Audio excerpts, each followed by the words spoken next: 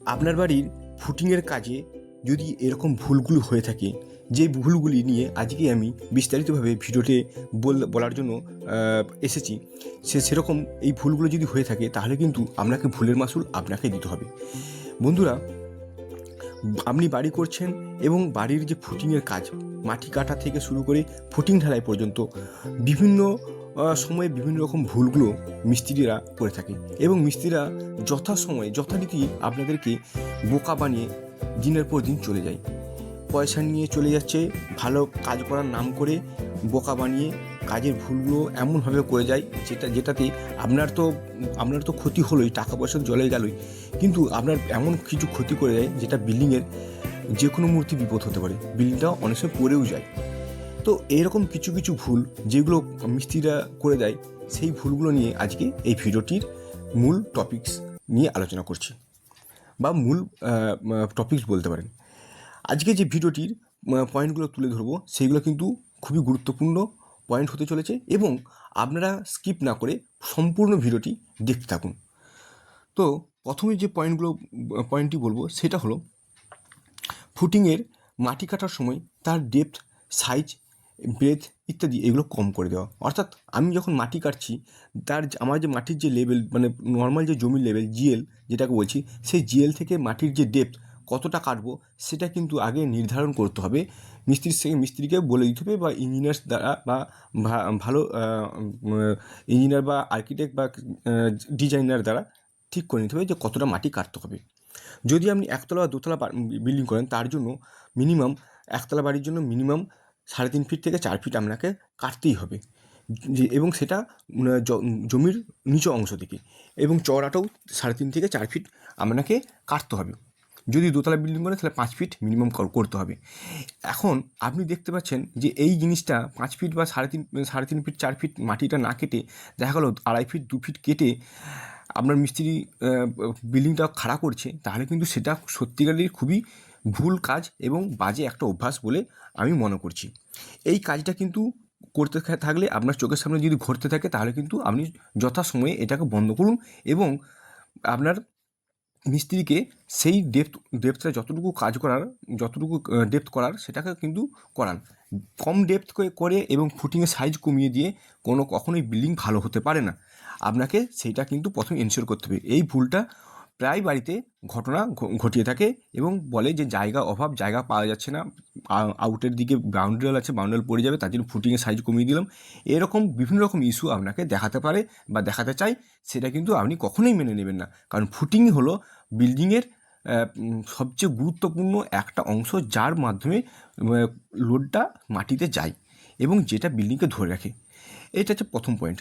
Next point যেটা বলবো, ফুটিংয়ের যে ফাউন্ডেশনের যে ফুটিংয়ের বেসটা যখন আমি কাটছি, যখন তার যে নিচের যে সয়েলটা সেটা যদি নরম বা দুর্বল থাকে বা কাদা থাকে, সেটাকে দেখে নিতে হবে যে কতটা নরম বা দুর্বল আছে। দেখে নিতে হবে সেটাতে হার্ড স্ট্যাটাম, যেটা শক্ত মাটি আসছে কিনা, মাটি কাটতে কাটতে শক্ত অংশটা আসছে কিনা। যদি নরম বা দুর্বল থাকে তাহলে কিন্তু সেটাকে কখনোই তার উপর পিসিসি বা সোলিং করে ঢালা যাবে না। নরম কাদামাটিটাকে উঠিয়ে আগে আপনাকে স্যান্ড ফিলিং করে তারপর পিসিসি সোলিং বা পিসিসি করে ঢালতে হবে। যদি আপনি ডাইরেক্ট এরকম নরম মাটির উপর ঢেলে দিচ্ছেন, তাহলে কিন্তু আপনাকে ভুলের মাসুল আপনাকেই দিতে হবে। যে কোনো মুহূর্তেই ওই বিল্ডিং বসে যাবার সম্ভাবনা থাকে। তো এই ভুলগুলো যদি মিস্ত্রিরা করে থাকে, তাহলে কিন্তু আপনাকে থামাতে হবে বা বলতে হবে যে এরকম করা যাবে না। নেক্সট পয়েন্টে বলবো, পিসিসি কাস্টিং না করে ডাইরেক্ট সোলিংয়ের উপর রডের জালি বিছিয়ে কলাম খাড়া করে বেস ঢালাই করছেন, অথবা বলতে পারি যে পিসিসি তো করছেন না বা সোলিংও করছেন না, ডাইরেক্ট মাটির উপর প্লাস্টিক বিছিয়ে আপনি মানে ফাউন্ডেশনের কাজ ফুটিং জালি বিছিয়ে ঢালাই করছেন। সবচেয়ে খারাপ কাজ এই জিনিসটা আমি মনে করি। কারণ কি, পিসিসি যদি না করেন তাহলে কি মাটির মধ্য দিয়ে ওই মাটির রসটা মানে কংক্রিটের ঢালাইয়ের মধ্য দিয়ে গিয়ে আমার ফুটিংয়ের যে জালিটা আছে, রডটা আছে, তারকে মানে জং ধরিয়ে দেবার বা মরচে লাগানোর একটা মানে প্রবণতা দেখা যায়। এবং যেহেতু এটা মাটির নিচে থেকে যাচ্ছে, সেটা আমরা দেখতে পাই না, বছর পর থাকার ফলে দেখা যায় ওইটা জং ধরে গিয়ে ওই জায়গাটা দুর্বল করে দেয়। এবং ওর মধ্যে কংক্রিটের মধ্যে যে মানে মরচে লেগে গেলে, রডের মধ্যে মরচে লেগে যেটা হবার সেটা তো হয়, ক্ষতি তো হয়ে যায়। তো এই ঘটনাটা হয়ে যায়। পিসিসি আপনার করতে হবে। পিসিসি করলে আপনার একটা ওই জায়গায় সারফেসটা কী হয়, ফুটিংয়ের নিচের অংশটা একটা সুন্দর লেভেল থাকে, মানে আন্ডুলেশন থাকে না। এবং পিসিসি একটা কভারের মতন কাজ করে, মাটির থেকে অনেকটাই গ্যাপ রাখে। 3 ইঞ্চি যদি পিসিসি করি মিনিমাম, তাহলে 3 ইঞ্চি সয়েল থেকে রডের যে ডিস্টেন্স সেটা আমার থেকে যায় 3 ইঞ্চি, মানে আমার গ্যাপ থেকে যাচ্ছে। তারপর কভার তো দিচ্ছেন, যদি কভার নাও দিয়ে থাকেন মানে পিসিসির পর, তাহলেও কিন্তু একটা 3 ইঞ্চি আমার গ্যাপ থেকে যাচ্ছে, অর্থাৎ একটা কভার ব্লক ভালো কভার ব্লকে কাজ করছে। তো পিসিসি অবশ্যই করতে হবে। এটা পিসিসি না করে যদি ঢালেন তাহলে কিন্তু ভুল কাজ বা ভুল অভ্যাস বলে মনে করব। এর নেক্সট পয়েন্ট বলো, আউটের শাটারিংটা ঠিকঠাক করে করতে হবে। আউটের শাটারিং যদি না করেন, আউটের শাটারিং যদি না করে ঢেলে দেন, তাহলে কিন্তু আপনার ওই কংক্রিটের ঢালাই মশলার রসটা মাটিতে মাটি টেনে নেয়। মাটি টেনে নেওয়ার পর তার ওয়াটার সিমেন্ট রেশিওটা তাহলে এখানে হেরফের হয়ে যাচ্ছে, অর্থাৎ স্ট্রেংথেও হেরফের হয়ে যাচ্ছে। অর্থাৎ যেটা স্ট্রেংথ পাওয়ার কথা সেই জায়গায় কংক্রিটের স্ট্রেংথটা একদম কমে গেল। কারণ ফুটিংয়ে যদি স্ট্রেংথ কমে যায়, তাহলে ফুটিংয়ে লোড নেওয়ার ক্ষমতাটা কমে যাচ্ছে, অর্থাৎ সয়েলের লোড ট্রান্সফার করার ক্ষমতা কমে যাচ্ছে। এটা কিন্তু আমরা ইনশিওর করতে হবে যে চারদিকে আগে শাটারিংটা করছেন কিনা। শাটারিংটা মিস্ত্রিকে দিয়ে শাটারিংটা করিয়ে নেবেন, তারপর প্লাস্টিক চারিদিকে দিয়ে আপনি আবার ঢালাই করুন। শাটারিং বিনা শাটারিংয়ে যদি ফুটিং কাজ করেন তাহলে কিন্তু মুশকিল আপনারই। কারণ আপনার মিস্ত্রিরা অনেক সময় বলেন কি যে মাটি আমি কম কেটেছি, আমি শাটারিংটা করবো কীভাবে। মাটিটা আপনাকে 6 ইঞ্চি বেশি করতে হবে, যাতে ওখানে দাঁড়িয়ে থেকে শাটারিংটা করা যায়। যেরকম ভিডিও দেখতে পাচ্ছেন আমার ভিডিওতে, যে শাটারিং কীভাবে সুন্দর করে করা আছে। নেক্সট পয়েন্টে যেটা বলবো, কভার ব্লকগুলো সঠিকভাবে না দিয়ে কাঠের টুকরো, ইঁটের টুকরো বা গোটা ইঁট, আধলা ইঁট এইসবগুলো দিয়ে আপনাকে মানে ফুটিংয়ের কভার মানে দেবার একটা প্রবণতা মিস্ত্রিদের মধ্যে দেখা যায়, বা আপনাকে বুঝিয়ে দেয় যে এটা কভার। এটা হয়তো জিজ্ঞেস করছেন এটা কিসের জন্য দিলেন মিস্ত্রি, তখন মিস্ত্রি হয়তো বলে এটা কভার, এটা জালিটাকে ধরে উঠে রাখার জন্য।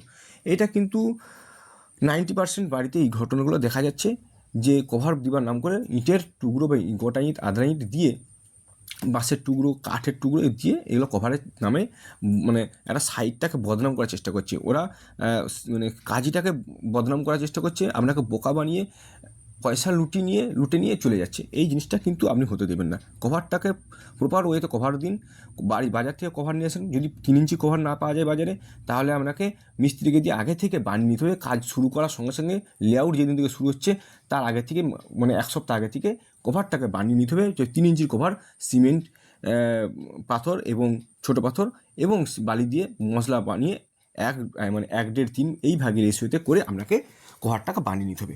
বানিয়ে নেবার পর তারপরে সেই কভারটাকে কিছুদিন কিউরিং করার পর শক্ত হয়ে যাবে, তারপর সেটাকে ইউজ করতে হবে। এইভাবে কিন্তু কাজ করতে হবে। ভুলভাবে কাজ করলে কিন্তু আপনার ক্ষতি আপনারই। তারপরে বলবো যে কভার যদিও দিচ্ছেন, দেখা গেলো এখন হয়তো কভার বাজার থেকে কভার নিয়ে এসেছেন, মানে 50 mm কভার নিয়ে এসেছেন, 2 ইঞ্চি কভার নিয়ে এসেছেন, সেই কভারটাও কিন্তু ঠিকঠাক অনেক সময় দেখা যাচ্ছে যে 2 ইঞ্চি, কোথাও 2 ইঞ্চি, কোথাও 3 ইঞ্চি, কোথাও বা 1 ইঞ্চি, বা কোথাও কভার নেই, মাটিতে রডটা ঠেকে গেছে। এই জিনিসটা একদম চলবে না। রডকে মাটিতে ঠেকানো যাবে না। বটম কভার, মানে bottom clear cover, side clear cover সঠিকভাবে থাকে, অন্তত মিনিমাম 2 ইঞ্চি থেকে 3 ইঞ্চি তেমন অবশ্যই থাকে, যাতে রডটা মাটির থেকে অনেকটা দূরে থাকে। নাহলে মাটির মধ্যে রস কী হয়, রডের লেগে গিয়ে মরচে লেগে লাগার একটা প্রবণতা থাকে, বা মানে মানে খুব তাড়াতাড়ি মরচে লাগিয়ে রডটাকে নষ্ট করে দেয়। এইটা কিন্তু খুবই ভাইটাল একটা পয়েন্ট। নেক্সট যেটা বলবো যে মাটির ধস নেমে গেল, কাদা মাটি করে গেল, তারপরে আপনি প্রপার ক্লিনিং না করে রডের জালির উপর, মানে রডের জালিটা ফেলাই ছিল, মাটির মধ্যে ধস নেমে মাটি, কাদা মাটি নিয়ে রডের জালিটার উপর পড়ে গেল। আপনি ক্লিনিং করলেন না ঠিকঠাক, প্রপার ওতে ক্লিনিং না করে, পরিষ্কার না করে আপনি ঢেলে দিলেন, এটা কিন্তু চলবে না। আপনাকে সঠিকভাবে পরিষ্কার করে একদম প্রপার ওয়েতে ক্লিনিং করে তারপরে কিন্তু ঢালতে হবে। এই ঢালাটা অবশ্যই জরুরি। যদি আপনি ক্লিনিং না করে না ঢালেন, তাহলে কিন্তু আপনার ওই কাদা মাটির মধ্যে মশলা লেগে গিয়ে একটা বিতিকিচ্ছির অবস্থা হয়ে গেল, আপনার স্ট্রেংথ কমে গেল কংক্রিটের। মশলার মধ্যে কাদা মাটি থাকার ফলে ওই জায়গাতে ভয়েড থেকে গেল, ভয়েড থেকে গেল, এবং ওই তার বহু স্ট্রেংথ কমে গেল। আপনাকে এইগুলো ইনশিওর করতে হবে যে কাদামাটি যদি কোনো কারণে যদি পড়ে যায়, কাদামাটি বা মাটি পড়ে যায়, সেটাকে খুব দ্রুত সরিয়ে নিতে হবে, উঠিয়ে নিতে হবে, যাতে আপনার কাজটা মানে সুন্দর সঠিক হয়। নেক্সট পয়েন্ট যেটা বলো, প্রপার ওয়েতে রড না বাঁধা, অর্থাৎ 8-এর রড, 10-এর রড জালিতে যা তা রড দিয়ে দিচ্ছেন এবং স্পেসিংও যা তা দিয়ে দিচ্ছেন, এটা কিন্তু চলবে না। মিনিমাম 12 রড দেন, একতলা হোক দোতলা হোক, শুরু করছেন 12 রড দেন, 6 ইঞ্চি মিনিমাম পেসিং যেমন থাকে 12 রড। 3 তলা বিল্ডিং করছেন, সেক্ষেত্রে 16 রড, আমি বলবো 16 রড দিন। 6 ইঞ্চি অন্তর 16 রড দিন। এইভাবে কিন্তু কাজ করাতে হবে, তবেই কিন্তু আপনার বিল্ডিংটা পরবর্তীকালে ভবিষ্যতে আপনি হয়তো দোতলা করছেন, 3 তলা করছেন, কিন্তু আপনি একতলা প্রথমে করার জন্য মিস্ত্রি আপনার কী করেছিল, 8 রড 10 রড জালি দিয়ে আপনি কাজ করেছিলেন। অনেক মিস্ত্রি আছে, কাঁচা মিস্ত্রি অনেক আছে, 8 রড 10 রড দিয়ে কাজ করে দিচ্ছে, কিন্তু সেটা কিন্তু চলবে না। এই ভুলগুলো যদি আপনার চোখের সামনে দেখা যাচ্ছে, তাহলে কিন্তু আপনি ভাববেন যে আপনাকে বোকা বানানো হচ্ছে। মিস্ত্রি হয়তো বলবে যে আপনাকে রড বাঁচিয়ে দিচ্ছি, এত রড দেওয়ার দরকার নেই, আমি 4টা 5টা বিল্ডিং করেছি, অনেক করেছি, কিচ্ছু হয়নি, দিব্যি দাঁড়িয়েছে 10 বছর 5 বছর ধরে। কিন্তু আমি বলবো যে ওদের বাড়ি দাঁড়াতে পারে, কিন্তু আপনাকে আপনার কাজ ঠিকঠাক করতে হবে, সবার থেকে ভালো কাজ করতে হবে, তবেই কিন্তু আপনার বিল্ডিং ভালো হবে। নেক্সট পয়েন্ট যেটা বলবো, বেসের পর বেস ঢালাই করছেন 8 ইঞ্চি বা 10 ইঞ্চি যাই করুন, তারপর হঞ্চ যে কাস্টিংটা সেটা কিন্তু সঠিকভাবে করতে হবে।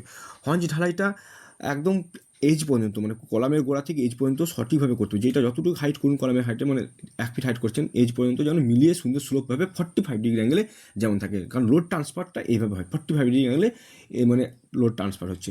এবং মানে আমার এই নিয়ে একটা বিস্তারিত ভিডিও আছে, দেখতে পারেন কীভাবে ঢালাই হয়, মানে হঞ্চ ঢালাই কীভাবে করছি, কেন করছি, তার একটা বিস্তারিত ভিডিও আছে, আপনারা দেখতে পারেন।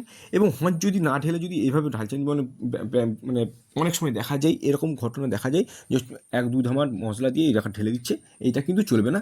এই প্র্যাকটিক্যালি যে মানে কাজের নলেজের অভাব থাকে মিস্ত্রিদের, তাদেরকে এটাই কিন্তু মানে বোঝা যায় যে হঞ্চ যদি ঠিকঠাক করে না ঢালেন, তাহলে কিন্তু আপনার বিল্ডিংয়ের লোড ট্রান্সফার ঠিকঠাক হয় না, পাঞ্চিং শেয়ার ফেলিওরে ওই বিল্ডিংটা ফেল হতে পারে যে কোনো মুহূর্তে।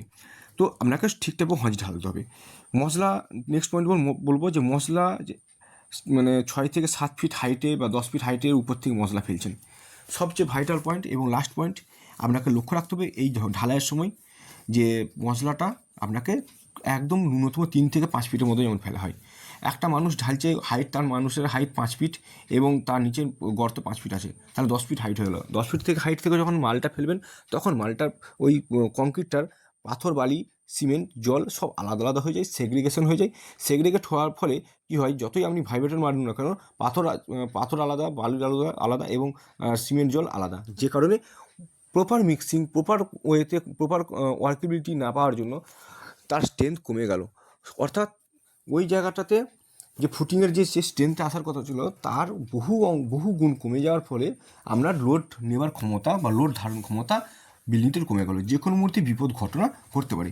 তো এইগুলো যখন করতে হয়, তখন কিন্তু মিস্ত্রিকে দাঁড়িয়ে থেকে কাজ করাতে হবে এবং আপনাকেও দাঁড়িয়ে থেকে কাজ করতে হবে, দেখতে হবে এইভাবে মাটি মানে বেশি উঁচু দিকে মালটা না পড়ে।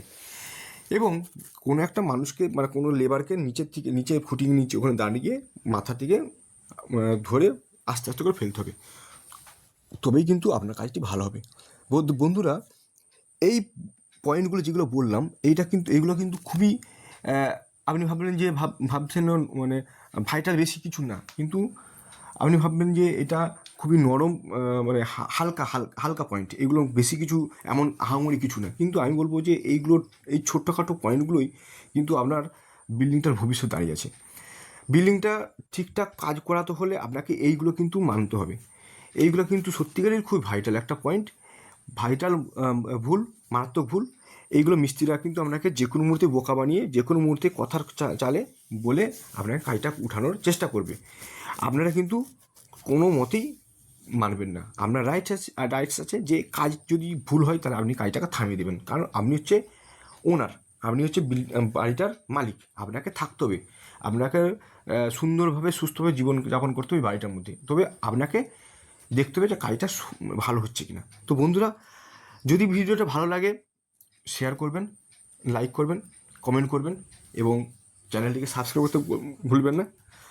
আজকের ভিডিও এই পর্যন্ত। পরবর্তী ভিডিও ততদিন ভালো থাকুন, সুস্থ থাকুন, ধন্যবাদ।